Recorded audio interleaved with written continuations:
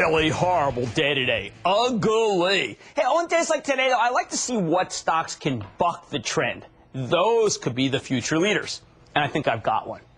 Family Dollar, FDO, which delivered a monster good quarter this morning. Much better than everyone thought. Now, I recommended FDO, the largest dollar store chain in the country, back on October 15th when the stock was trading at $23.42. Now, as of yesterday, before we heard about the quarter, the stock was up a measly 3.9% versus 14.7% for the S&P retail index as everyone got more excited about the more expensive stores. Even though dollar stores are the ultimate recession plays, I mean, think about it. Why eat cat food when you can eat human food at Family Dollar, roughly the same price? Although, yeah, you have to like some of these lookalikes. I mean, let's see, just a second. This is like 6 C's, you know? And what is it? We also got some others. Hell Monte fruit cocktail. Okay. Now, anyway, and believe me, I'm not lowering my standards, though. In the end, when it comes to cat food, I am a Newman's Own guy. These are every bit as good as Cheetos. You gotta trust me.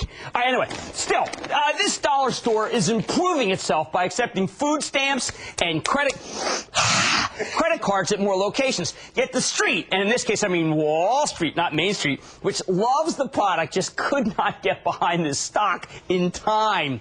Then this morning, Family Dollar delivers a better-than-expected quarter. It earned 42 cents. Holy cow! The street was only looking for 40.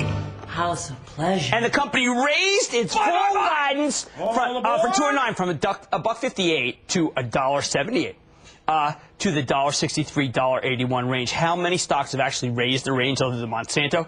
As well as giving fiscal second quarter guidance of 48 cents to 52 cents above the street's consensus estimate of 47 cents. Most analysts expect them either to lower or maintain their 2009, not to raise it. Wow. Inventory levels were down 4.5%. We like to see that in retailers. Family Dollar's gross margins increased by 80 basis points. So the stock is up it's up 14.3%, up to $27.81. This is one day of trading while the market was down 245 points. No one saw this coming except for you who've been watching the show. So now, we want to know, is it time to take profits and cash out? Or is this just the beginning? I mean, think about it. I mean, come on, isn't this what you've been looking for? Remember, during the 2000-2002 recession, Family Dollar was up 38.8% in 2000, 40.6% in 2001, and 7.4% in 2002. These were all years when the S&P was down double digits, like last year. Nobody can deny that we're in much worse shape now than we were back then. And that's a reason to buy Family Dollar, as more shoppers trade down to try and save money. And even though this stock historically performs best when the economy is weak, it's trading at a discount to its 5-year average price-to-earnings multiple of 17. Right now it trades at 16 times earnings. I mean, look, there's a strong case to be made that it should be trading at least 18 times earnings. I want to make that case, frankly.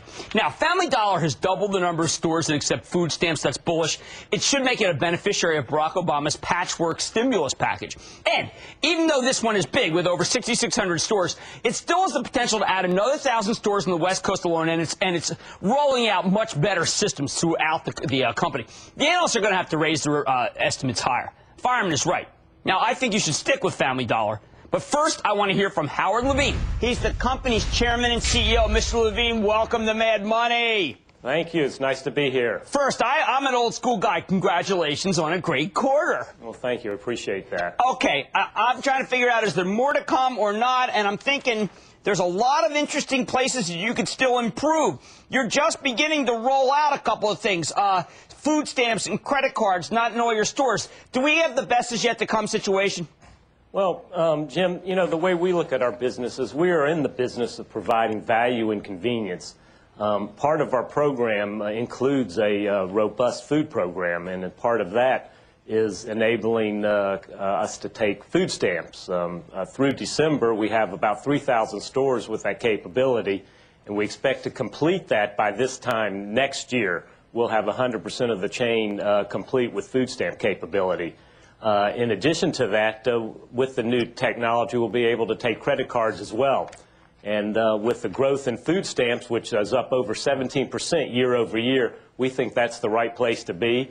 And additionally, by the credit card capability, we'll be in a position for the trade-down customer as well. Yeah, see, that's what I thought. That's why I'm thinking I see multiple good quarters. Now, Wall Street's currently fascinated and thinking that things are better. People are living large again. I am looking at your numbers, and I am looking at your share take. I have to believe that people are just beginning to trade to what Family Dollar offers. They're not about to go back to the high price spread, are they?